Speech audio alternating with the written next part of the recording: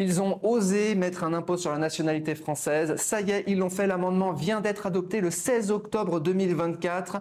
Donc, si vous êtes de nationalité française, même si vous êtes résident fiscal étranger, eh bien, dans certains cas que nous allons voir dans cette vidéo, dans certains cas, vous allez devoir payer encore des impôts en France, des impôts, toujours plus d'impôts, même pour Des impôts, des impôts, des impôts, toujours plus d'impôts. Je sais pas si vous, ça vous fait rêver, mais moi personnellement, vraiment, hein, vraiment, ça me donne l'envie de me lever chaque matin, d'aller travailler, d'aller échanger mon temps contre de l'argent, d'aller, voilà, suer un petit peu, un dur labeur, hein, pour pouvoir faire mon devoir citoyen. Parce qu'après une bonne année fiscale, eh bien, je suis heureux, vraiment très très heureux, de donner 60% de ma création de richesse à un État glouton qui n'hésite pas à utiliser cet argent pour continuer à entretenir son train de vie, à utiliser cet argent pour se payer des avantages délirants et à consommer sur le dos des citoyens français. Voilà, c'est magnifique. J'ai travaillé toute une année, et puis pendant ce temps-là, il y a des gens qui font des réceptions, des teufs, qui se déplacent à droite à gauche avec des chauffeurs privés, qui vont manger à l'œil dans des restaurants qui sont réservés à ces types-là, qui ont un porteur de parapluie, pourquoi pas, hein, quand il pleut, c'est pas mal d'avoir quelqu'un derrière qui te tient le parapluie parce que tu ne sais pas le faire toi-même, ou juste parce que tu uses de cet argent et de ce privilège pour pouvoir te dire, bon, c'est quand même pas si mal la vie de roi ou de reine, de princesse, de monarque, enfin bref, d'élus français finalement. C'est pas mal la France, on aime bien, hein. Bah oui, je me doute bien que t'aimes bien, hein, t'aimes bien tous tes avantages. Mais bon, moi en attendant, moi comme vous, hein, qui regardez cette vidéo, eh bien, on se lève tous les matins, on va travailler, on galère pour finir les fins de mois, parce que le pouvoir d'achat, on va pas se mentir, hein, c'est pas trop ça en ce moment.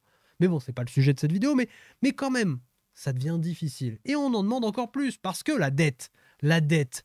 Mais qui a créé cette dette? Qui l'a créée? C'est ces gens-là qui se pavanent là, avec leur porteur de parapluie et leur super taxi qui les emmène un peu partout, leur chauffeur privé là. Et leur train de vie délirant, avec des salaires délirants, de l'argent de poche qui se mesure à plusieurs dizaines de milliers d'euros quand même. Enfin, je sais pas, moi personnellement, moi quand je vais travailler, hein, c'est 2000 max, net.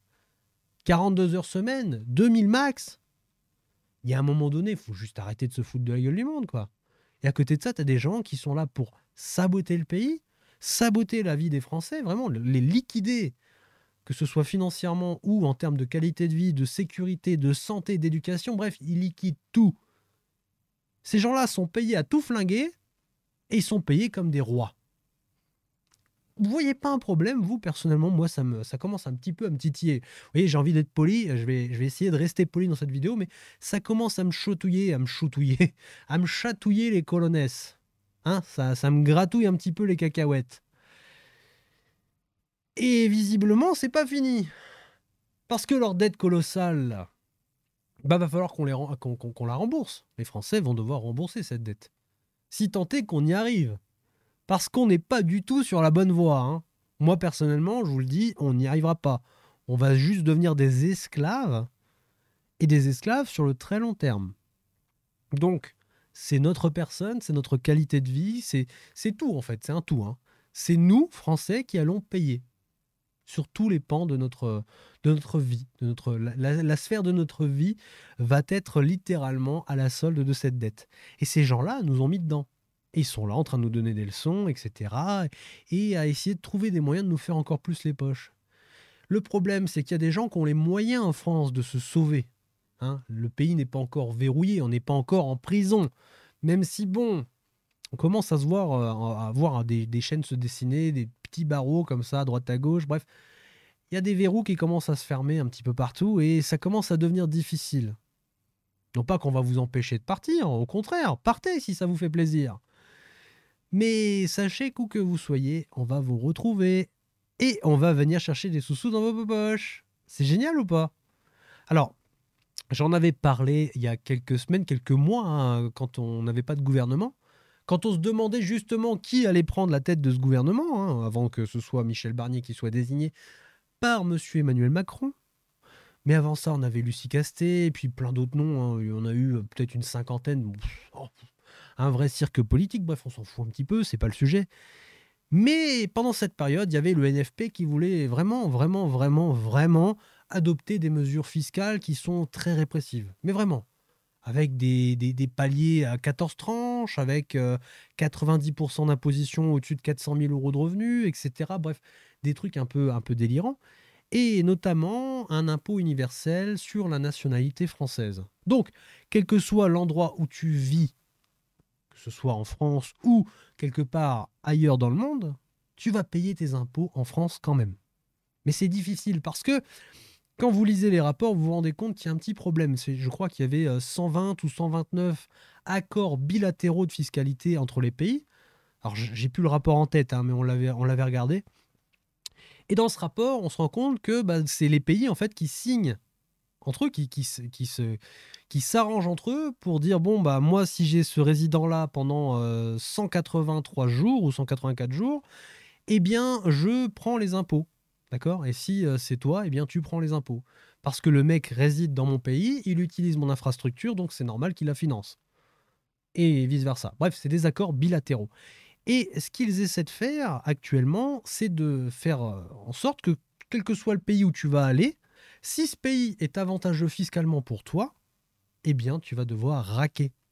Parce qu'ils ne peuvent pas le faire avec les 120, 129 pays, je ne sais plus le chiffre, mais bon, c'est un détail, hein, c'est 120 pays, on va dire. Ils ne peuvent pas le faire avec ces 120 pays. C'est trop compliqué, c'est trop dur, c'est des négociations qui sont peut-être interminables, il va y avoir des échecs, etc. Bref, c'est même pas intéressant pour eux. Parce que dans la plupart des cas, tu ne vas même pas aller dans ces pays-là. Si toi, tu t'évades de France à cause de la fiscalité ou à cause de la montée de la criminalité, des délits, de la baisse de l'éducation, de la baisse de la santé, parce que franchement, le niveau de clochardisation du secteur médical en France, ça commence vraiment à faire peur. Quand tu vois que des pays comme l'Inde, hein, qui sont encore des pays en voie de développement, qui sont encore des pays entre guillemets pauvres, même s'il y a beaucoup de richesses qui se créent là-bas, ça reste encore un pays où il y a beaucoup de misère. Il n'y a qu'à voir la consommation de bois annuelle là-bas, parce qu'il n'y a pas de centrales électriques qui permettent en fait d'alimenter généreusement tout le pays. Enfin, il y a encore des difficultés d'accès à l'électricité, à l'énergie. Mais à côté de ça, c'est des pays qui commencent vraiment à se développer. Et au niveau médical, c'est des pays qui sont vraiment devenus très attractifs. Vraiment, très attractifs. C'est littéralement le tourisme médical, c'est là-bas que ça se passe. On a les meilleurs médecins, on a les meilleurs spécialistes, on a les meilleures machines, les meilleures techniques, les meilleures technologies. Bref, on commence vraiment à avoir des pays qui surclassent de très très loin la France. Donc, en toute logique, quand tu veux t'en aller, tu as des raisons qui sont personnelles, c'est pas forcément financier, mais tu as des raisons qui t'appartiennent et tu vas t'en aller dans l'un de ces pays-là. Et généralement, tu vas quand même essayer de trouver un pays où tu te sens bien et où les avantages sont quand même assez conséquents. Dire quitte à prendre la porte, autant aller dans un pays où il y a du soleil, où il fait bon vivre et où tu as toutes les chances de voir ta vie s'améliorer grandement, que ce soit au niveau de ta qualité de vie ou de tes finances. Si c'est un pays qui te permet d'entreprendre et de développer une entreprise, de la richesse, tu vas y aller. Si c'est un pays où tu vas te sentir bien parce qu'il fait beau, etc., c'est aussi ton choix. Mais en général, les gens ne partent pas que pour la fiscalité. Donc, mais surtout, ils partent dans des pays où ils se sentent bien. Et donc, il y a des pays où même les accords bilatéraux qui sont signés ne seraient pas intéressants en fait, de revenir dessus pour pouvoir imposer le français qui irait vivre là-bas. Ça ne les intéresserait pas parce que déjà, ce serait minoritaire et ensuite, peut-être que ces Français-là ne seraient pas intéressants au niveau de la fiscalité parce qu'ils ne généreraient pas assez de revenus ou que... Enfin, c'est insignifiant. Par contre, ceux qui ont de la thune, ils vont aller dans des pays qui sont fiscalement avantageux. Parce que eux, ils vont continuer à protéger leur patrimoine et ils vont aussi continuer à le faire évoluer, à le faire grossir. Ils vont pouvoir entreprendre dans ces pays-là, ils vont créer de la richesse et toutes les économies qu'ils vont faire en termes d'impôts, ils vont pouvoir les réinvestir et les faire évoluer dans le temps, faire grossir leur patrimoine. Et donc devenir de plus en plus riches et grossir, grossir, grossir. C'est pour ça qu'ils partent, hein, ces gens-là. C'est ceux qui ont de la thune, ceux qui ont les moyens de partir de France, ils se cassent pour préserver leur argent, pour pouvoir grossir encore plus. Et on ne peut pas leur en vouloir. Enfin, je veux dire, là, il faut vraiment se mettre à la place d'une personne qui crée de la richesse. Si vous vous faites chier à créer de la richesse, vous prenez des risques financiers, des risques personnels, vous bossez comme un acharné, etc. Et à la fin, il vous reste zéro, ça ne vous intéresse pas. Autant rester salarié. Donc si vous vous mettez à la place de ces personnes-là, elles se cassent du pays. Pourquoi? Eh bien pour préserver leur capacité à créer de la richesse et surtout leur capacité à préserver cette richesse. Parce que c'est bien beau de créer de la richesse, mais si on vous prend tout Et en plus, pour en voir les résultats, hein, vous voyez, vous regardez l'état de la France, ça fait peur. Vous créez de la richesse et votre richesse est ponctionnée pour aller entretenir le train de vie des ministres, des députés, des parlementaires, des sénateurs, du président et mon cul sur la commode. Il y a un moment donné, il faut juste pas se foutre de la gueule du monde. Tu prends tes clics et tes claques et tu te barres dans le premier pays qui te donne un avantage concurrentiel par rapport à la France. Et c'est ces pays-là qui sont visés par cette mesure qui a été récemment votée, un espèce d'impôt universel. Alors, je ne sais pas encore comment ça va se jouer sur le plan législatif, parce que ça va être compliqué, je pense. Mais bon, ils avaient parlé de 5 à 10 pays déjà, et c'est déjà un bon début pour eux. Hein, parce que 5 à 10 pays, c'est une porte ouverte. Et après, une fois qu'on a une porte ouverte, on défonce les murs, et on y va au tractopelle, quoi. On y va. Il n'y a pas de problème, on y va. Et malheureusement, on en est là. Ils savent très bien que leur dette, et surtout les mesures qui vont appliquer derrière, l'austérité, les mesures répressives au niveau fiscal et autres, tout ce qu'ils vont appliquer derrière, ça va faire fuir les créateurs de richesse. C'est de la richesse en moins. Hein, ils ont des problèmes pour rembourser leurs dettes ou pour entretenir ne serait-ce que leur train de vie. Parce que derrière ça, si dans 2, 3, 4 ans, 5 ans, 10 ans, les choses n'ont pas évolué, elles ont continué de se creuser, et que les Français sont pris à la gorge jusqu'au bout, il n'y aura plus de thunes. Et là, leur train de vie, il va drastiquement diminuer. Ça ne les intéresse pas. Eux, ce qui les intéresse, c'est qu'on bosse pour eux, qu'on entretienne cette dette, qu'on la fasse un petit peu plus grossir, et surtout qu'on soit accroché à cette dette pour pouvoir rembourser toute notre vie. Parce que derrière ça, hein, cette dette, c'est quoi? Une dette, c'est de l'argent qui a été prêté, et on doit rembourser l'argent, ça c'est sûr. Mais à la limite, ça, on s'en fout un petit peu. Pourquoi? Parce que les gens qui nous prêtent de l'argent, ce qui les intéresse, c'est les intérêts. C'est de récupérer les intérêts. Parce que les intérêts à 10, 20, 30%, je ne sais pas à combien on va être d'ici 5, 10 ans, 20 ans, 30 ans, hein, d'accord?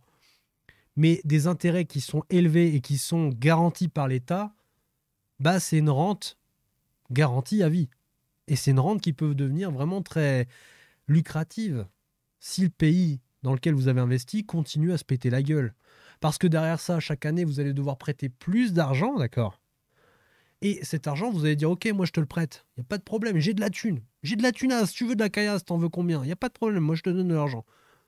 Par contre, je veux tant d'intérêt parce que le risque est grand quand même. Demain, si tu fais faillite, je perds cet argent, ça m'embêterait un petit peu. Donc, ça ne sera pas 3%, ça sera 4. Puis l'année d'après, ça sera 7. Et l'année d'après, ça sera 10, 20, et puis mon cul sur la commode. Et là, quand la machine se met en route, c'est dramatique. Pourquoi? Eh bien, tout simplement parce que les intérêts vont devenir de plus en plus gros, exponentiels, c'est l'effet boule de neige. Donc au début, tu as une petite boule de neige, tu la balances en haut de ta montagne, et arrivé en bas, tu as une énorme boule, parce qu'elle a raflé toute la neige sur son chemin, et plus elle grossit, plus elle va vite, plus elle grossit, etc. Et ça peut vite devenir problématique. Parce qu'à la fin, en fait, on n'aura plus les moyens de rembourser. La France va continuer à faire des efforts entre guillemets. Hein. C'est pas eux qui vont faire des efforts, c'est nous, en tant que citoyens français. Mais bref, on va faire des efforts. Mais à côté de ça, on aura encore besoin de se financer. On aura besoin d'argent. Parce que derrière ça, ce qui va se passer, c'est qu'on va aussi détruire de la richesse et de l'emploi. Enfin, je veux dire, à un moment donné, si tu vois que ton pays se casse la gueule, s'il n'y a plus d'espoir et si la création de valeur et de richesse, donc l'entrepreneuriat, l'esprit d'entreprise, est mise à mal par tes politiques, par ton propre camp, bah tu franchis la frontière et tu vas tenter ta chance ailleurs.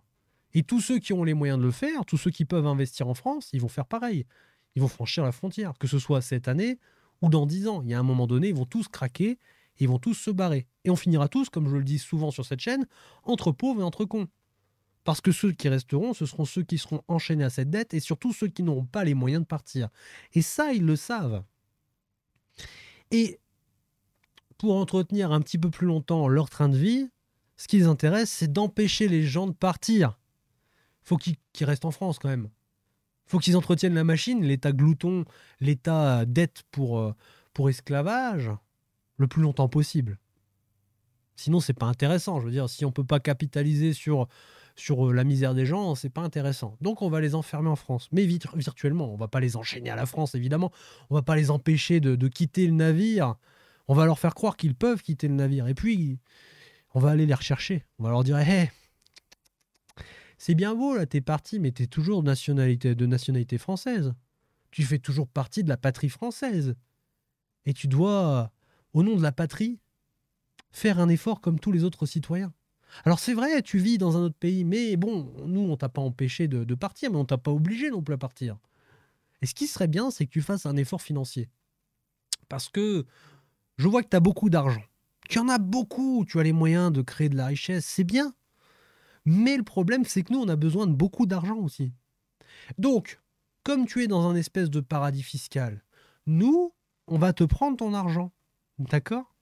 Et puis, on va continuer à entretenir notre train de vie. On va faire semblant de protéger les intérêts de la France, d'essayer de réparer les dégâts. Et puis, au final, tu vas juste travailler pour nous, quel que soit l'endroit où tu vis. Voilà. Et c'est ce qui est en train de se passer. Alors, je sais pas vous, hein, ce que vous en pensez, mais moi, personnellement, quand j'entends ça et quand je vois ça, ça me fout un peu les boules. Parce que moi, personnellement, je me dis, et je me répète ça souvent, si ça continue, je vais me barrer de France. Parce que ça m'intéresse pas de travailler pour rien. Ça m'intéresse pas de galérer à survivre. Ça m'intéresse pas d'être dans un pays qui joue contre mon camp. D'accord? Qui joue contre moi-même. Je préférerais vivre dans un pays qui va m'aider, me soutenir, m'encourager, qui va m'aider à prendre mon envol, qui va me donner de l'élan, qui va m'aider, qui va m'encadrer, plutôt que le pays qui va regarder ce que je fais un petit peu comme ça, par-dessus mon épaule, et qui va me dire: attends, là t'as gratté 1 € de trop, là, tu vas me donner 50 centimes tout de suite, s'il te plaît. Et puis dès que tu gratteras 1 autre euro, tu me donneras 75 centimes, s'il te plaît. Et puis à partir de 3 €, tu me donnes tout. Parce que bah c'est comme ça. C'est comme ça. Voilà. Ouais. Bah, je préfère être dans le pays voisin qui m'aide, hein, personnellement. Hein. Faites ce que vous voulez, les gars. Si vous regardez cette vidéo, je sais pas quel est votre état d'esprit, mais personnellement, moi, mon esprit, il commence à s'en aller ailleurs. Et ils le savent très bien. Et pour essayer d'empêcher ça, de verrouiller les gens sur place, bah, il n'y a rien de plus simple que de faire un impôt sur la nationalité. Ça va en dissuader plus d'un. C'est honteux. C'est honteux. C'est honteux. C'est un aveu d'échec et c'est surtout ça, ça, ça reflète vraiment l'état d'esprit de nos élites et la réelle situation de la France. Là, ça veut clairement dire qu'il n'y a plus de thunes. Les caisses sont vides. On ne sait pas comment faire pour faire de l'argent parce qu'on a tué l'industrie, on a tué le tissu économique de la France. On ne crée plus de richesse. C'est ça le vrai problème en France, c'est qu'on ne crée plus de richesse. On n'en crée plus assez. On dépense plus que ce qu'on crée. C'est tout simple. Demain, pour vous mettre un petit peu dans l'esprit de l'État français, demain, vous êtes salarié, bah, vous êtes sûrement salarié d'ailleurs, donc vous touchez votre salaire, vous touchez par exemple 2000 €, c'est une somme rondelette. Vous touchez 2000 €, ce qui est plutôt pas mal. Hein. En France, actuellement, quand tu touches 2000 €, c'est quand même... Ouais, c'est pas mal. Ouais. C'est potable. Donc tu touches 2000 €. Voilà, on va y arriver. Et tu dépenses 2500, 3000, 4000 € tous les mois. Et à un moment donné, ta banque, elle va dire: hey, mon coco, là, tous les mois, tu es en découvert. Tu vas faire un crédit, là, déjà, pour commencer. Hein, tu vas commencer par payer des intérêts, des agios, etc. Et puis, au bout d'un moment, si tu rembourses pas, c'est interdit bancaire, etc. Et puis, t'arrêtes là, quoi. Tu te débrouilles. Mise sous tutelle, tu te débrouilles. Nous, on ne te prête plus d'argent. Normalement, c'est à toi de nous prêter de l'argent. Si maintenant, c'est à nous de te prêter, c'est pas intéressant. Bah, l'État, c'est ce qu'il fait, en fait. Qui est la source de revenus de l'État? C'est nous. C'est ceux qui créent de la richesse. C'est les entreprises. C'est les gens qui vont travailler en intérieur et en extérieur du pays, qui vont faire rentrer de la caillasse. Et cette caillasse, elle va pouvoir être utilisée pour les diverses dépenses de l'État. Et si demain, il n'y a pas assez de caillasse, bah, tu as deux choix. Hein. Soit tu augmentes la pression fiscale, c'est ce qu'ils font actuellement, soit tu diminues tes dépenses. Et normalement, c'est ce qu'ils sont censés faire, là. Sauf que ils vont diminuer dans des endroits qui sont vitaux, des endroits qui, normalement, ne devraient pas être diminués, mais plus augmentés, parce qu'il y en a besoin, notamment dans la sécurité, dans l'éducation et dans le secteur médical. Encore qu'il y a des économies à faire parce que l'argent qui est injecté actuellement est très mal utilisé, mais ça pourrait être le sujet d'une autre vidéo. hein. On paye des gens littéralement à rien faire ou à faire des choses qu'ils ne devraient pas faire, ou on paye des choses trop chères par rapport à ce qu'on pourrait faire. Enfin bref, il y a un sujet à développer, mais ce qui est sûr, c'est qu'il y a un gaspillage énorme de ressources. Il y a des dépenses à côté qui sont énormes aussi. Et à la fin, c'est un déficit. Donc quand c'est un déficit une fois de temps en temps, bon bah tu comptes sur un excédent l'année d'après. Sauf que quand c'est 50 ans d'affilée, bah t'as intérêt à avoir une banque avec déjà les reins solides et surtout les nerfs bien accrochés. Parce qu'en vrai, toi, en tant que citoyen français, tu fais ça 1 an, 2 ans, 3 ans, t'es radié, hein, t'es fiché à la Banque de France, t'as plus de compte en banque et tu te débrouilles. On te donne 100 balles par mois et puis tu te démerdes avec ça. Je sais pas. J'ai jamais été, euh, j'ai jamais été fiché à la Banque de France, mais je crois que ma grand-mère l'avait été. Je crois que c'était une vraie galère pour elle. Pas de compte en banque, pas le droit au chèque, etc. Bref, vous avez compris l'idée. Il faut réduire les dépenses, il faut arrêter de dépenser n'importe comment. Il faut surtout donner les moyens à la France de se doter, et puis parler, de se doter d'un moyen de production et de création de richesse. Bon, ils ont essayé de le faire, hein, mais assez maladroitement. Et malheureusement, ça n'a pas pris parce que l'économie, le tissu industriel de la France, c'est très gros, c'est un paquebot, c'est très lent.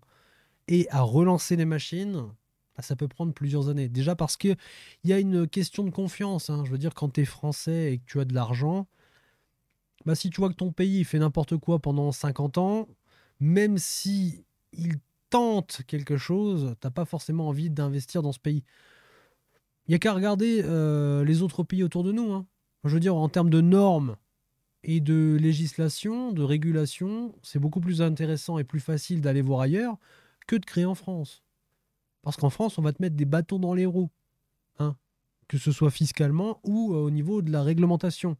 On va te casser les noix. Donc, tu passes une frontière, tu vas dans un pays où la réglementation est assez flexible, où les normes sont très flexibles, où l'impôt est très bas et où le coût de la main-d'œuvre, le coût du travail est relativement bas. Et là, bah, tu fais fortune. Tu fais fortune. Alors qu'en France, tu vas galérer, tu vas avoir du mal à te payer. Enfin, je veux dire, il n'y a pas besoin d'être un génie pour comprendre que c'est plus intéressant d'aller voir ailleurs que de travailler en France. Il ne faut pas s'étonner si, malgré le fait que Bruno Le Maire et la politique de Macron a été de réduire la pression fiscale, de faire des cadeaux à des entreprises, etc., de les subventionner, bref, d'aider, entre guillemets, l'économie à se relancer, d'essayer de réindustrialiser le pays, il ne faut pas s'étonner si ça ne fonctionne pas. Déjà, en termes d'administration, je ne sais pas pourquoi j'arrive pas à parler aujourd'hui, mais en termes administratifs, pour ouvrir une entreprise ou une usine, c'est un cauchemar. Surtout une usine. Tu vas dans un pays voisin, on t'aide et ça prend peut-être 2 ou 3 fois moins de temps. Bah, tu vas dans le pays voisin.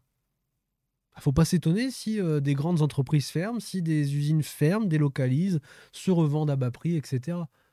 Sachant que derrière, tu as Macron qui va encourager la vente à la découpe de la France parce qu'il n'y a plus de richesse en France. C'est, mais c'est, et puis il y a aussi des intérêts cachés, des conflits d'intérêts et de la corruption. Mais ça c'est compliqué à prouver dans le sens où tant qu'on n'aura pas de preuves tangibles, on ne pourra pas les mettre derrière les barreaux. Mais on voit les affaires Alstom et tout le bordel, la Doliprane, il y a plein de, c'est flagrant, c'est flagrant. Derrière ça, ils continuent leur méfait. Donc qu'est-ce que tu veux faire? En tant que Français, qu'est-ce que tu veux faire? Bah tu prends tes clics, tes claques, tu prends ta thune et puis tu te barres, quoi. Et à un moment donné, tu vas pas être la victime impuissante toute ta vie. Tu prends ta responsabilité, tu prends un petit peu, j'ai envie de dire, tes burnes entre tes mains, et puis bah voilà, hein, ta bite et ton couteau, hein, tu y vas. Hein. Tu y vas, il y a pas à tergiverser, tu y vas. Et ils essaient d'empêcher ça. C'est pas plus compliqué que ça, ils essaient d'empêcher ça. Ils veulent continuer à dépenser notre fric le plus longtemps possible, tout en nous endettant et en nous enchaînant à cette dette. C'est magnifique. C'est magnifique d'être français. Et après, ils s'étonnent qu'il y a des gens qui vont, dans quelques années, renoncer à la nationalité française. Personnellement, j'y pense. Je ne sais pas vous, dites-le moi dans les commentaires, mais moi j'y pense de plus en plus. Et c'est vraiment, je l'ai déjà dit dans d'autres vidéos, c'est vraiment les racines et la famille qui font que je suis encore en France. Sinon, j'aurais trouvé un moyen de partir et je serais sûrement plus épanoui ailleurs. Je le ferai peut-être. Pour l'instant, je le fais pas. C'est pour la famille, c'est pour mes racines françaises. Je suis attaché quand même à mon pays d'origine. Je suis attaché à mes traditions. Je suis attaché à cette France, malgré que je crache souvent dessus, mais je suis quand même attaché à ce pays. Et me dire, bon, demain, je me retrouve dans un autre pays qui n'est pas le mien, c'est pas la même culture, les mêmes religions, c'est pas les mêmes habitudes, c'est pas le même mode de fonctionnement, sûrement pas la même langue. Il y a plein de choses comme ça. C'est compliqué, hein. Tu te déracines, tu te délocalises, tu vas vivre ailleurs, en fait. Et ça, je pense que c'est quand même une épreuve. Mais en même temps, ça peut être très libérateur. Parce qu'à partir du moment où tu l'as fait une fois, j'ai envie de te dire, le monde n'a pas de frontières. Enfin, il en a, mais c'est des frontières humaines. À côté de ça, bah, ton esprit, il te mène là où tu as envie d'aller, tu suis ton instinct, tu suis tes envies, tes ambitions, et puis tu voyages. Tu voyages, tu tentes, tu crées de la richesse, tu fais des erreurs, tu as des échecs, mais tu as aussi des réussites, et puis potentiellement une très belle vie à la fin, quoi. Alors qu'en France, bah, c'est quasiment l'assurance d'être un esclave toute ta vie, un chien de la casse qui va juste galérer à survivre. Et quand tu as la chance d'avoir des bons revenus, eh bien, c'est limite une sanction. C'est une sanction. Tu touches de l'argent, tu as entre guillemets, le bonheur d'avoir un emploi très rémunérateur, et ben on va te retirer ce bonheur en te disant non, là tu touches trop, tu vas redonner de l'argent parce qu'il faut redistribuer, hein, c'est comme ça, c'est la France, on est généreux en France. Donc tu vas me donner de l'argent parce que tu en as trop. Donc la création de richesse, c'est pas bien en France. Voilà, on punit la richesse. Et après on s'étonne qu'il n'y a plus de sous dans la caisse. Et à un moment donné, si tu punis les gens qui veulent créer de la richesse, qui veulent être ta source de revenus, bah faut pas s'étonner si à la fin du game, la France du social va demander aux autres pays de faire le social. Sauf que le socialisme entre pays, c'est pas du socialisme, hein, c'est de l'investissement. J'ai besoin d'argent, et ben on te donne de l'argent, mais ça sera tant à l'arrivée, quoi. Tu nous rembourses plus les intérêts. Et c'est ça, hein, c'est ça, hein. Et à un moment donné, quand tu auras plus de poche à faire, bah ces gens-là, tu les verras plus, hein. Tu les verras plus. Les seuls cons qui seront encore à la tête du pays, ce seront des gens comme vous et moi qui essaieront de reprendre les rênes, et ce sera trop tard. Ça sera trop tard. Bon, je voulais faire une vidéo assez courte. Je suis pas sûr que ça soit très court. On va juste regarder un tout petit peu de cette vidéo qui me semble très intéressante parce que je pense que c'est important de comprendre ce qui se passe et de comprendre où on va. Même pour ceux qui ont fui la France, qui sont partis de France, qui sont résidents fiscaux étrangers, eh bien, il y a, dans certains cas, vous allez devoir payer. On va voir quand, comment, combien, et on va surtout voir comment contourner. Je vais vous donner ma compréhension du sujet. Je crois que j'ai jamais eu autant honte d'être français. C'est pareil pour moi. J'ai véritablement honte d'être français. Je l'ai dit hein, dans plusieurs vidéos, surtout vers Pavel Durov. Je crois que mes premières vidéos, quand j'ai commencé à faire de l'actualité, de la news et surtout de la réinformation, il me semble que j'ai dit clairement que j'avais très très honte d'être français, que j'avais jamais eu aussi honte d'être français. Je crois que c'est quand Macron a arrêté Pavel Durov. Et que ma seule envie, c'était de quitter la France. Et je pense pas être le seul, hein, dites-le moi dans les commentaires si vous regardez cette vidéo, je ne pense pas être le seul à avoir honte de ce pays, honte d'être résident français et surtout de nationalité française et, et d'avoir envie en fait de quitter ce pays, quoi, de quitter le navire. Je pense pas être le seul, dites-le moi dans les commentaires, mais je pense pas être le seul, hein. Je suis très très content d'être parti de France il y a très longtemps parce que j'ai la chance de ne pas être concerné par ce texte, alors que tout le monde n'est pas concerné. J'ai jamais autant voulu renoncer à la nationalité française depuis que j'ai lu ce texte. On sent que les caisses sont complètement vides en France. C'est que le début, à mon avis, ça risque de se corser dans les mois, dans les années à venir. Oui, ça va se casser pour une seule et bonne raison, c'est que comme ils augmentent la pression fiscale et ils augmentent entre guillemets la punition sur ceux qui créent de la richesse, eh bien comme je vous l'ai expliqué depuis le début de cette vidéo, cette longue introduction, eh bien les gens vont se barrer. C'est pas plus compliqué que ça, hein. Les gens qui ont de la richesse, ils vont se barrer, ils vont délocaliser leur entreprise s'ils en ont la possibilité. Soit ils vont revendre, soit ils vont mettre la clé sous la porte et ils vont aller tenter leur chance ailleurs. Mais ça sera sur 1 an, 2 ans, 5 ans, 10 ans et plus.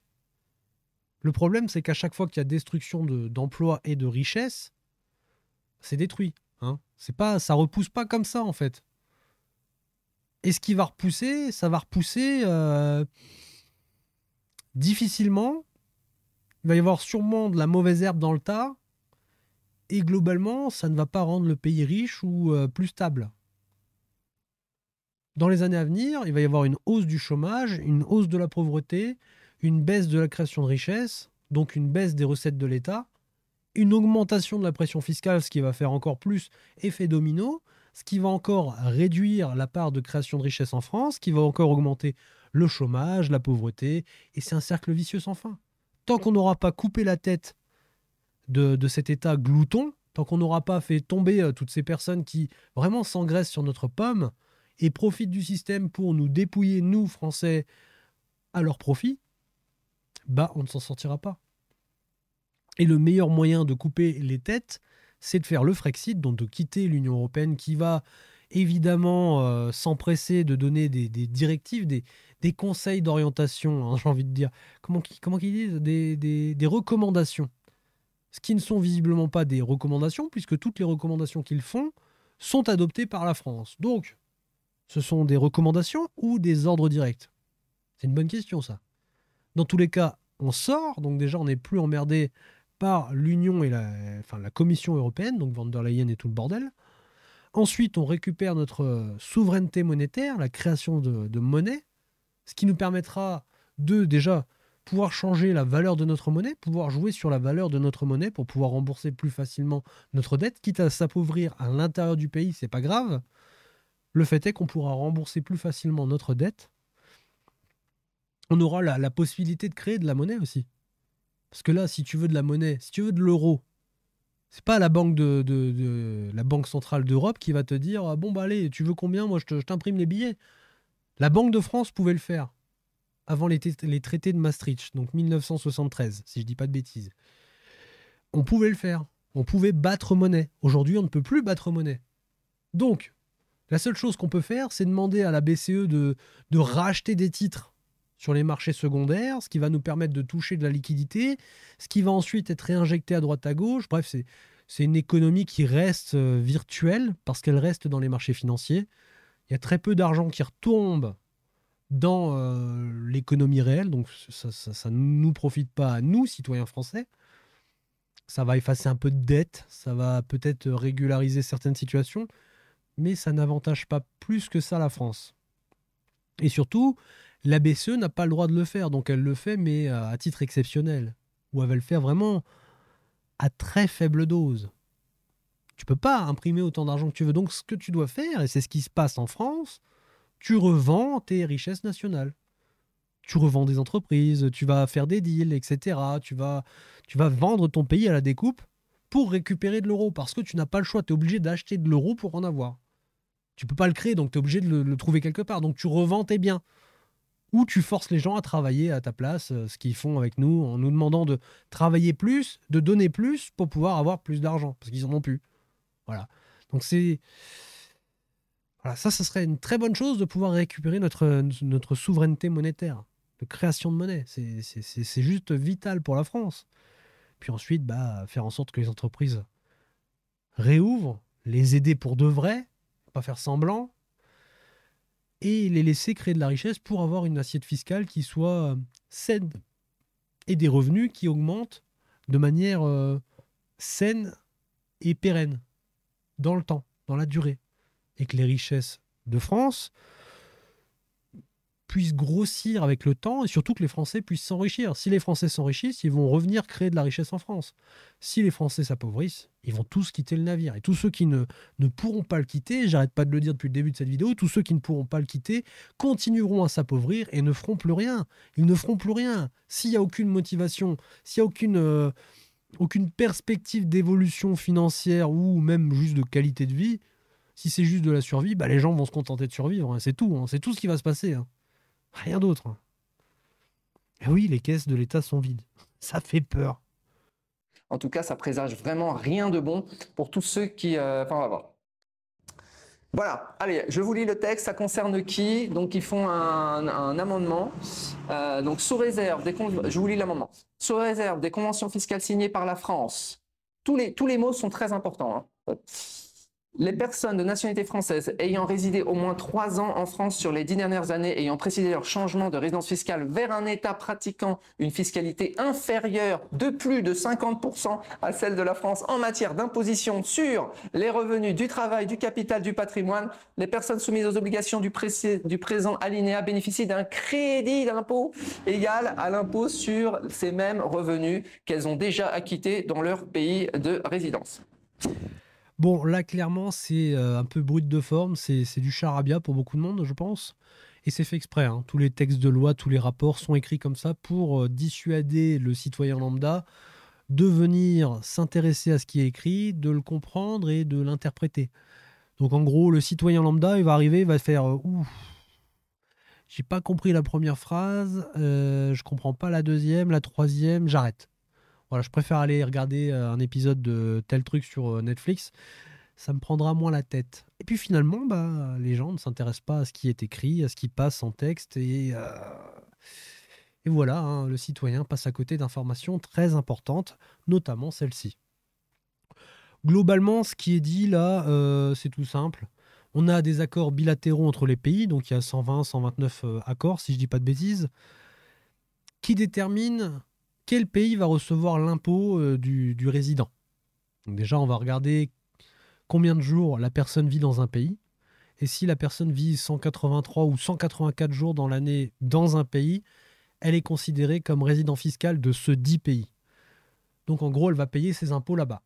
Et ce texte qui vient, on va dire, se rajouter à ces accords bilatéraux, dit clairement que si un Français de nationalité française qui s'est expatrié dans un pays voisin avec lequel ils ont un accord bilatéral, s'est expatrié dans ce pays, mais 10 ans en arrière, sur les 10 années en arrière, a vécu 3 ans en France, eh bien, il va payer ses impôts à la France et non dans le pays dans lequel il vit et dans lequel il crée sa richesse. C'est un peu bizarre comme ça, mais globalement, voilà, si toi, demain, tu quittes la France, tu t'expatries, et que tu as vécu 3 ans en France avant de t'expatrier, eh ben, pendant 10 ans, tu vas devoir payer tes impôts en France et non dans le pays voisin. Dans le pays dans lequel tu vis, dans lequel tu vas profiter des avantages de ce pays, hein. Tu vas profiter de ses infrastructures, tu vas profiter de ce pays comme si tu payais tes impôts, sauf qu'au final, tu ne payes pas tes impôts dans ce pays. Enfin, entre guillemets. C'est-à-dire que comme ils te font un crédit d'impôt, toi, tu vas travailler, tu vas prendre ton entreprise, par exemple, tu vas délocaliser, tu vas aller créer ta richesse dans un autre pays que la France. Tu crées ta richesse dans ce pays. Et par exemple, tu vas devoir payer, je sais pas moi, 15-20% d'impôts dans ce pays. Et ben au lieu de les payer à ce pays, tu vas les payer à la France. Tu vas aussi payer la différence entre ce pays et ce que tu aurais dû payer en France. Et puis la France, elle va faire un crédit d'impôt pour que tu rembourses les impôts que tu aurais dû payer dans le pays dans lequel tu vis et dans lequel tu crées de la richesse. C'est un schmilblick pas possible, mais globalement, en gros, ça veut dire que quel que soit le pays où tu vas aller, si c'est un pays fiscalement avantageux, bah, tu vas te faire racketter par la France. Est-ce que c'est pas magnifique? Ça, c'est entre guillemets pour éviter les exodes fiscales, c'est pour éviter que le citoyen lambda français se casse dans un autre pays pour s'évader fiscalement. Bah, la seule chose que ça va faire, hein, c'est très simple, c'est que les Français qui vont aller résider dans un autre pays pour X raisons, hein, que ce soit avantage fiscal ou, comme je l'ai dit en début de vidéo, la santé, la sécurité, l'éducation et mon cul sur la commode, bah, ils vont juste changer de nationalité. Ils vont prendre la nationalité du pays dans lequel ils vivent. Bon, dans certains pays, c'est compliqué. Il y a des conditions, il faut peut-être rester 10 ans dans le pays, etc. Bref, c'est un peu compliqué, mais globalement, ils vont prendre une autre nationalité et puis ils vont renoncer à la nationalité française. Ou alors, ils vont aller acheter un passeport, je sais pas moi, dans un pays, s'ils ont de la thune, ils vont acheter un passeport 100 000, 200 000 balles. Et puis ensuite, ils vont changer de nationalité et puis basta, quoi. On n'en parle plus. Et c'est fini. Ils reviendront plus jamais en France. Quel que soit leur niveau de création de richesse, ils reviendront plus jamais en France. Mais globalement, voilà, c'est ça ce que dit ce texte un peu bâtard, c'est on va vous piquer votre thune si dans les 10 dernières années, vous avez été résident fiscal en France 3 ans, et si vous créez de la thune, si vous avez des moyens de production dans un autre pays, et que vous gagnez beaucoup d'argent, et que si en plus dans ce pays-là, c'est 50% plus avantageux qu'en France en termes fiscaux, eh bien on va vous racketter. Voilà, c'est ce que ça raconte. Comme ça dissuade les gens qui créent de la richesse de partir dans des pays pour des raisons fiscales. Par exemple, si tu es résident français, tu as un job enfin, tu as un business sur Internet, e-commerce, chaîne YouTube, X trucs, tu vois. Tu crées de la richesse sur Internet. T'as pas besoin d'être résident français. Donc tu peux aller n'importe où. Ce que tu fais, c'est que tu vas dans un pays comme Dubaï ou la Thaïlande ou plein d'autres pays en fait où c'est vraiment intéressant fiscalement pour toi en tout cas, ou du moins même si c'est pas intéressant fiscalement, tu as quand même un cadre de vie qui est plus beau, qui est peut-être plus sain, plus sécuritaire, qui te permet d'avoir un meilleur niveau de vie, une meilleure qualité de vie parce que les coûts de la vie sont moins chers là-bas. Ça te permet aussi peut-être d'embaucher si tu as une entreprise, un business physique, bah le coût de la main-d'œuvre est peut-être moins cher, etc. Bref, il y a plein d'avantages à partir hors de France. Et bah là, tu te feras baiser, quoi. Tu te feras baiser. Et j'avais lu dans le rapport que c'était, comment ils appellent ça, rétroactive. C'est-à-dire qu'en fait, ils peuvent aller rechercher des années en arrière des impôts que tu aurais dû leur payer. C'est-à-dire que si, par exemple, ça fait 9 ans que tu es expatrié, bah, ils vont peut-être te demander 9 ans d'impôts. Je sais pas moi. À un moment donné, ils sont capables de tout, ces mecs-là, hein. C'est juste du racket. C'est du racket et ça fait peur d'être français. Et je comprends pourquoi il dit j'ai honte d'être français. Parce que c'est la vérité. Tu peux pas avoir une fierté, un honneur d'être français quand tu vois comment tes dirigeants se comportent avec leurs propres citoyens, quoi. Avec les gens qui leur permettent de vivre et d'entretenir leur train de vie. Parce qu'elle est là la vérité, elle est là l'épine dans le pied qui fait que normalement, si tu regardes la France avec un œil ouvert et un petit peu éduqué, tu te dis je peux pas être, je peux décemment pas être fier d'être français. Parce que mes dirigeants ne représentent pas mes valeurs, ne représentent même pas ma personne, ne représentent pas mes intérêts, ne représentent que leur propre intérêt en fait. Aux yeux du monde, ça doit être. Imaginez un petit peu, hein. Imaginez un petit peu aux yeux du monde comment la France doit passer pour une espèce de mafia organisée. Enfin, ah, ça fait peur, hein, ça fait peur, hein.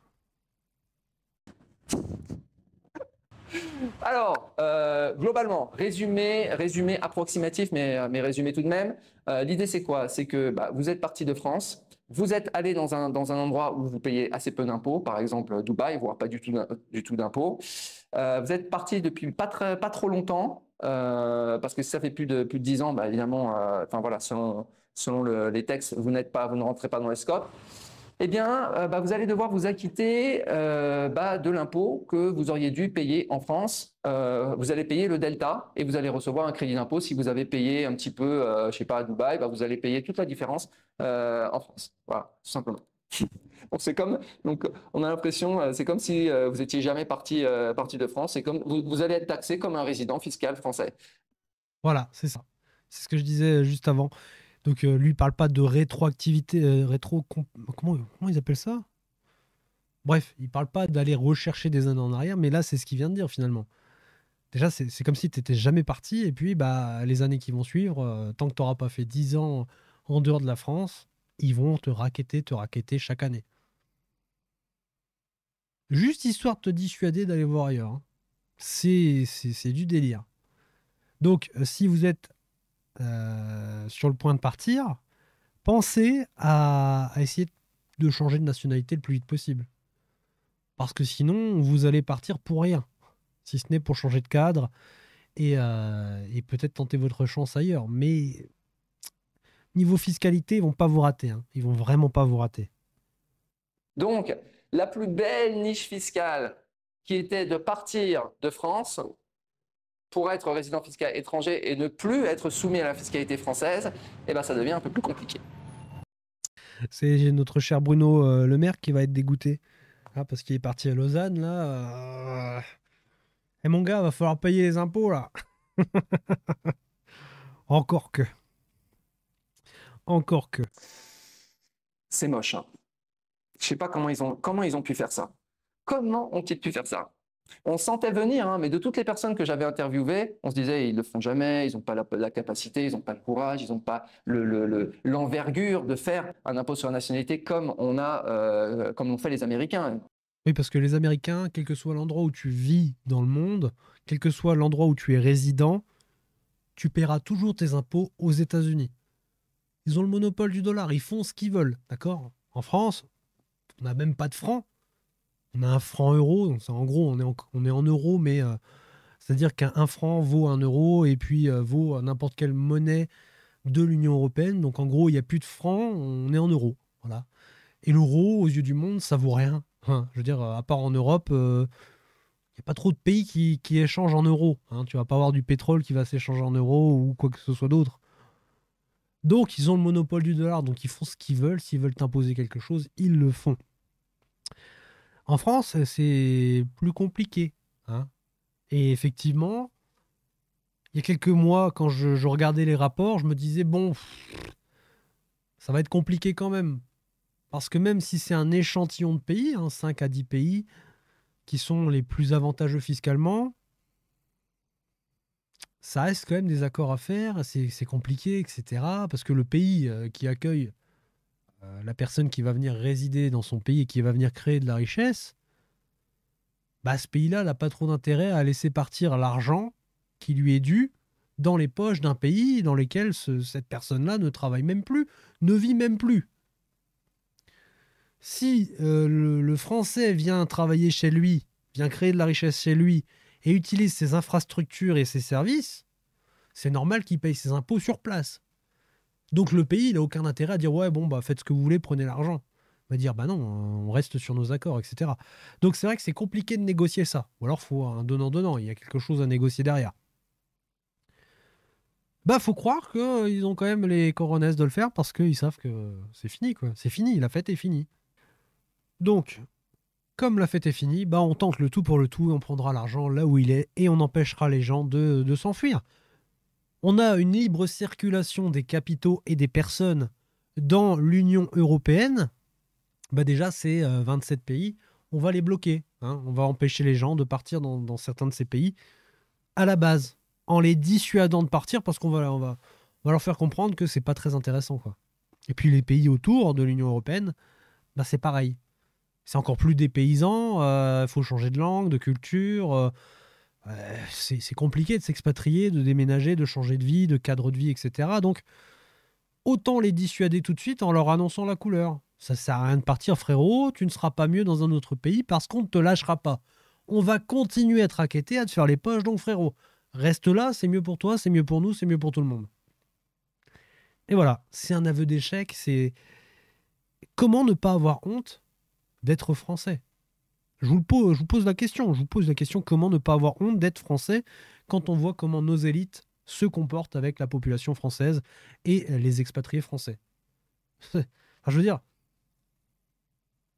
s'expatrier, c'est juste vouloir protéger ses intérêts. Hein, et puis profiter d'un cadre de vie différent. Enfin bref, c'est vouloir profiter de la vie autrement que de l'avoir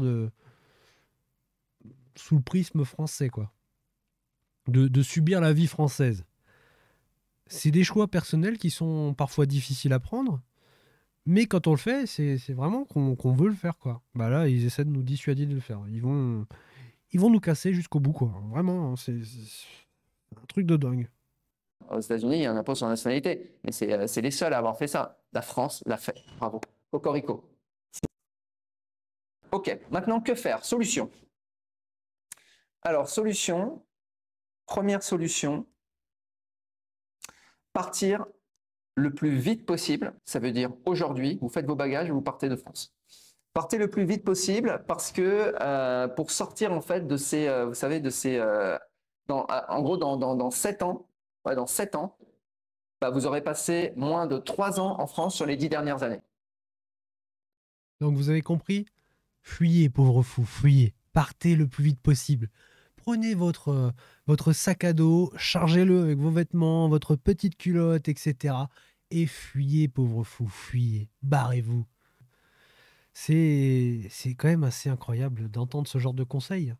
Et pourtant, c'est pas des conseils déconnants, hein. C'est vraiment fuyez le plus rapidement possible la France avant qu'elle ne vous rattrape. Parce que pour l'instant, si ça reste 3 ans sur les 10 dernières années, bon bah, au bout d'un moment, au bout de 7 ans, vous êtes entre guillemets libéré de ces chaînes.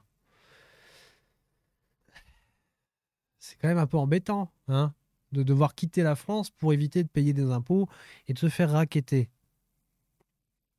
Mais fuyez, voilà, fuyez. C'est le meilleur conseil qu'on pourra vous donner. Fuyez, fuyez, fuyez. Pauvre fou. Donc dans 7 ans, en fait, vous serez libéré. Attention, s'il n'y a pas d'autres amendements en cours, parce qu'il pourrait dire finalement, c'est pas 10 ans, c'est pas 3 ans sur les 10 dernières années, mais c'est 3 ans sur les 50 prochaines années. C'est-à-dire, il pourrait faire des choses des choses de. D'ailleurs, il pourrait. C'est à vie, les frérots, c'est à vie. Vous pouvez fuir, hein, vous pouvez fuir. Ouais, tu veux aller t'enfuir là-bas, tu veux aller créer de la richesse, pas de problème. On te poursuivra jusqu'à la fin de tes jours. Et quand tu seras mort, eh ben, sur ton héritage, on prendra tout. Voilà, comme ça c'est fait. Et pas belle la France? Good deal comme il dirait. Il pourrait dire, même si vous partez peu importe la durée auquel vous partez, il pourrait changer encore. Il pourrait faire pire que ce qu'ils ont fait. Mais là, c'est déjà catastrophique. En tout cas, en l'état, plus vous partez vite et plus vous cumulez un nombre d'années hors de France, et donc vous allez atteindre à un certain moment ce moment où en fait vous aurez passé moins de 3 ans en France sur les 10 dernières années. Donc, si vous partez maintenant, ça sera dans 7 ans. Quand j'écoute enfin, vraiment, je réalise l'absurdité du truc, quoi. Quitter le plus rapidement possible la France afin d'être libéré de ses chaînes. C'est clairement ça, hein. C'est là, demain, tu prends tes valises et tu quittes la France. C'est les solutions de dingue, hein. On en est arrivé à ce niveau-là. Les solutions de gogol. On prend nos affaires et on se casse. Le niveau de dégénérescence de la France, ah, il est au max, hein. Vous serez tiré d'affaire à ce moment-là. Alors moi, je remercie moi-même le jour où j'ai décidé de partir de France. C'était 2010. Voilà. Je ne suis pas concerné. J'ai la chance de ne pas être concerné par cette horreur. Bon, on peut l'applaudir, on peut l'applaudir, on peut l'applaudir. Il a de la chance, franchement. Si en 2010 j'avais pu quitter la France comme il l'a fait, je pense que j'en serais ravi aujourd'hui. Bon, j'étais un peu jeune. Je pense pas que j'aurais quitté en 2010 la France, mais bon, le fait est que je suis encore là. Et que si je me casse, si je ne change pas de nationalité, j'en ai pour 7 ans, minimum. C'est magnifique. C'est une très belle perspective d'avenir. Donc ça, c'est première solution. Deuxième, donc ça, c'est, faut le mettre en place tout de suite. Il n'y a même pas de discussion. Deuxième solution. Et là, malheureusement, je ne l'ai pas fait, donc je m'en veux. Je félicite tous ceux qui l'ont fait, notamment toutes les discussions que j'ai pu avoir avec Julien d'Oseille TV ou Pierre Ollier. Pierre Ollier qui m'a littéralement initié à l'éducation financière, j'en ai parlé dans première vidéo, hein. Vraiment, je crois que c'est même la première vidéo que j'ai tournée sur sur la chaîne L'Académie des millionnaires. J'en parlais. Pierre Ollier, c'est quelqu'un qui fait de l'investissement immobilier. Alors après, je sais pas si c'est diversifié, mais en tout cas, à l'époque, il faisait ça. Et je l'ai découvert quand il parlait d'un livre qui s'appelle Père riche, Père pauvre de Robert Kiyosaki. Et ça m'a initié au monde de la finance personnelle. Et ça m'a ouvert à l'éducation financière. Et franchement, je le rends remercie, ça veut rien dire. Je le remercie du plus profond de mon cœur parce que si cette personne-là n'avait pas partagé des contenus de qualité sur sa chaîne YouTube, je serais peut-être pas devant vous aujourd'hui et franchement, je serais peut-être abéti comme la grande majorité des Français et je serais peut-être en train de subir sans même m'en rendre compte. à me demander pourquoi mon train de vie, ma qualité de vie baisse de jour en jour, pourquoi j'ai toujours zéro sur mon compte en banque, pourquoi la vie est difficile, etc. Quel est mon avenir, quelles sont les perspectives d'avenir, pourquoi j'ai plus d'espoir, etc. Bref, je n'aurais jamais eu ce déclic sans Pierre Ollier.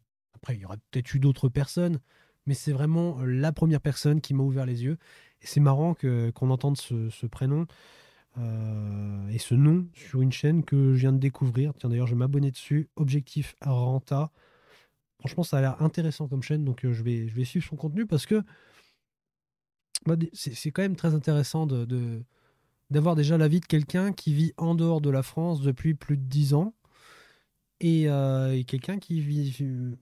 Objectif Renta, normalement, ça parle d'investissement et de rentabilité. Donc, ça peut être très intéressant, je pense. N'hésitez pas à aller vous abonner, à aller regarder un petit peu le contenu de sa chaîne et vous m'en parlerez dans les commentaires. Qui ont été bien inspirés de prendre une autre nationalité. Alors, prendre une autre nationalité, il ne parle pas dans cet amendement des binationaux. Il parle de toute personne qui a la nationalité française. Alors, c'est quand même extrême de prendre une autre nationalité, hein. Généralement, quand tu quittes la France, tu restes dans ta tête, dans ton esprit et dans ta chair un Français. Ta patrie, c'est ta terre natale, c'est la France. C'est celle qui t'a vu grandir, c'est celle qui t'a éduqué, c'est celle qui t'a fait grandir, c'est celle qui t'a permis d'évoluer et d'arriver là où tu en es aujourd'hui. Même si après, c'est tes actes, c'est tes décisions, c'est tes choix, etc. Ça reste quand même que tu as vu le jour en France et que c'est la France qui t'a vu grandir. Normalement, quel que soit le pays dans lequel tu vas, bon, tu vas pas changer de nationalité à chaque fois que tu changes de pays. Tu restes au fond de toi un Français. Sauf qu'il y en a qui se disent, bon, ça pue quand même un peu la France, hein. Ça fait des années que ça pue, mais là, ça pue de plus en plus. On va pas se faire niquer. On va prendre une deuxième, voire une troisième nationalité. Pourquoi pas, hein, c'est une assurance vie, entre guillemets.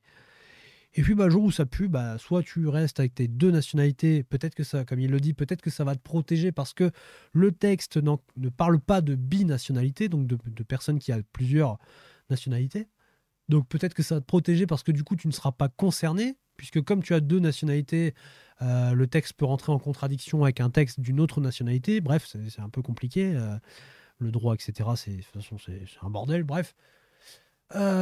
Ou bah, tu peux renoncer, du coup plus facilement, à ta nationalité si celle-ci commence à jouer contre toi-même.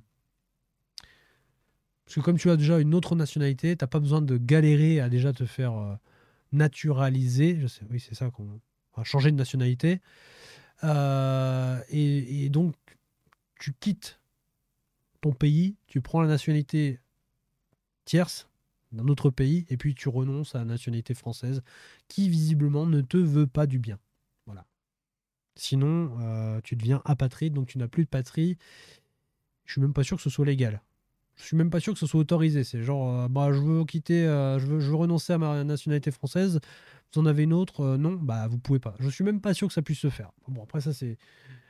Dites-le moi dans les commentaires. Mais en tous les cas, c'est quand même dingue d'en arriver là, quoi. Enfin, je veux dire, c'est. Je pense qu'on va se quitter là-dessus. N'hésitez pas à aller voir sa chaîne. N'hésitez pas à aller regarder la vidéo. Elle s'appelle Comment éviter le nouvel impôt sur la nationalité française sur la chaîne Objectif Renta.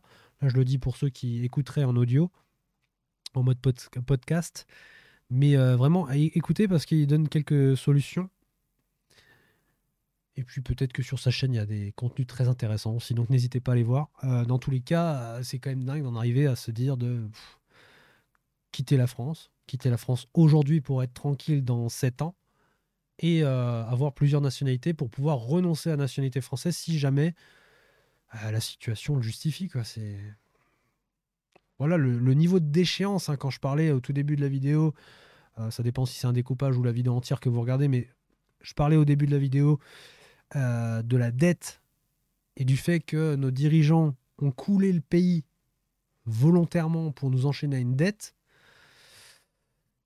Bah, c'est mal de se dire que ça, tout ce bordel qui a été organisé en sous-marin, nous oblige aujourd'hui, nous Français, à prendre la fuite et à changer de nationalité. C'est... Moi, ça me dépasse, moi, ça me dépasse. Je pensais pas vivre ça un jour dans ma vie. Et je me dis qu'aujourd'hui, on est en 2024, je me dis qu'aujourd'hui, la vie est peut-être encore belle. Parce que quand je vois comment c'est et dans quelle direction ça va, je me dis que dans 10 ans, ça risque d'être vraiment très compliqué pour tous les résidents français. Et il y en a encore qui vont me dire dans les commentaires, pourquoi tu ne parles plus de finances personnelles ou très peu, pourquoi tu ne montres pas comment on investit, comment on choisit une action, comment faire ci, ça, bon, bref, tout ce que je faisais avant. Bah, tout simplement parce que je ne sais plus, en fait. Je veux pas.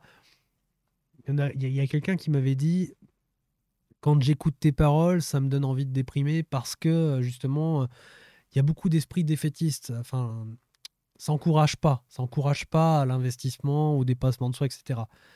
C'est pas mon but, hein, de décourager. Là, dans ce genre de vidéo, c'est vraiment d'informer ou de réinformer parce qu'il y a gravité, en fait. Je veux dire, je peux pas vous dire investissez dans telle ou telle action, tel ou tel ETF, acheter des obligations, parce que voilà, actuellement, hein, c'est pas des OAT que je vous conseillerais d'acheter, mais encore que, puisque finalement, on va encore jouer ce jeu-là pendant 5 à 10 ans minimum. Allez-y peut-être, hein, achetez des OAT, faites-vous plaisir.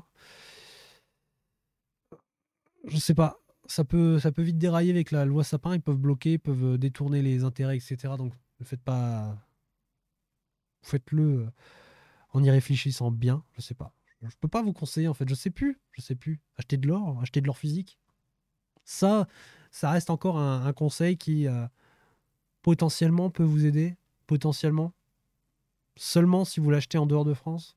Achetez-le en Suisse, cet or. Parce qu'il n'y a pas de certification. Le problème en France, c'est on va t'obliger à signer un certificat d'authenticité de l'achat et de la vente. C'est-à-dire que, en gros, quand tu achètes de l'or, et si je dis pas de bêtises, parce que j'en ai jamais acheté en physique en France, quand tu achètes de l'or, c'est déclaré. Donc en gros, l'État français sait que toi, citoyen français, tu as acheté de l'or, et ils savent le montant et la quantité d'or que tu as en ta possession. Et donc quand tu le revends, tu as un certificat de vente, et ils savent aussi combien tu as revendu, quelle est la valeur que tu as empochée, etc. Quelle est ta plus-value ou ta moins-value. Bref, ils savent. Ils savent. Et encore plus loin, dans l'Union européenne, c'est pareil, c'est problématique. Si tu achètes de l'or dans l'Union européenne, et même en Suisse finalement, ils envisagent de faire quelque chose. Alors ça, c'est Pierre Jancovici qui en parlait. Ils envisagent de faire quelque chose, c'est de... comment ils appellent ça? De faire un espèce d'inventaire de tout ce que vous possédez, tous vos actifs, tous vos biens, toutes vos possessions. C'est un inventaire qu'il va falloir faire annuellement. Vous allez remplir ce document et vous allez déclarer vos possessions. Ce qui fait que demain, s'ils veulent le saisir, parce que bon, bah, la France, elle coule, mais c'est aussi quasiment toute l'Union européenne qui est en train de s'écrouler. Donc, s'ils ont besoin de financement, s'ils ont besoin d'argent, ils peuvent très bien venir se servir dans tes poches parce qu'ils vont pouvoir savoir ce qu'il y a dans tes poches. Donc, c'est. Je sais plus, moi, je sais plus. Ça me dépasse tout ça. Franchement, je suis sincère avec vous, là, ça me dépite. Et pourtant, quand j'ai créé cette chaîne-là, là, vraiment, c'est l'instant sincère, mais j'étais plein d'ambition, plein d'étoiles dans les yeux, entre guillemets, parce que je me disais, je vais aider des gens. Sincèrement, je vais aider des gens, je vais partager un truc que j'ai appris par passion, finalement, grâce à Pierre Ollier, etc., Robert Kiyosaki, et puis toutes les autres personnes, je vais pas tous citer, hein, mais il y a tellement de personnes qui m'ont permis d'apprendre des choses que bah, j'ai envie de partager tout ça. Des petits fragments, des gros fragments, des formations, des tutos, bref, tout. J'avais envie et finalement, je me retrouve face à une situation où je peux continuer de faire semblant, en fait, d'être dans le déni, continuer à vous proposer des vidéos comme ça, bon, allez, telle action, tel truc, ça marche, hein, je veux dire, ça marche, hein. Il n'y a pas de problème, ça marche encore. Et ça va marcher encore pendant plusieurs années, jusqu'au jour où ça ne marchera plus. Ça va marcher différemment, mais ça marche encore. Mais j'arrive même plus à faire comme si rien ne se passait, en fait. Même moi, en tant qu'investisseur, quand j'investis, je le fais, mais il n'y a plus trop de conviction. C'est cruel, c'est triste. Parce que justement, je suis résident français de nationalité française. Voilà, il est là mon boulet, il est là mon handicap. Là, il y a un boulet, ça s'appelle la dette. La dette française est un boulet colossal que j'ai accroché à ma cheville. Et où que j'aille, je vais le traîner. Et ça va me coûter très cher. Et ça, c'est vraiment... Mais bon, on va se reprendre, on va trouver des solutions, ne vous inquiétez pas. On va se quitter là-dessus. Je vous remercie d'avoir regardé la vidéo ou les vidéos, ça dépend de ce que vous avez regardé, si c'est des fragments ou pas. Dans tous les cas, n'hésitez pas à me marquer dans les commentaires ce que vous en avez pensé. N'hésitez pas à commenter, à liker, à partager, ça c'est le plus important, partager. Et puis on se retrouve pour d'autres vidéos un peu what the fuck, parce que finalement l'État français n'a pas fini de nous surprendre dans le racket général et le foutage de gueule. Voilà, foutage de gueule, hein. Mon cul sur la commode et tout le bordel. Bref, abonnez-vous, informez-vous, éduquez-vous et protégez-vous. Voilà. Allez, à bientôt.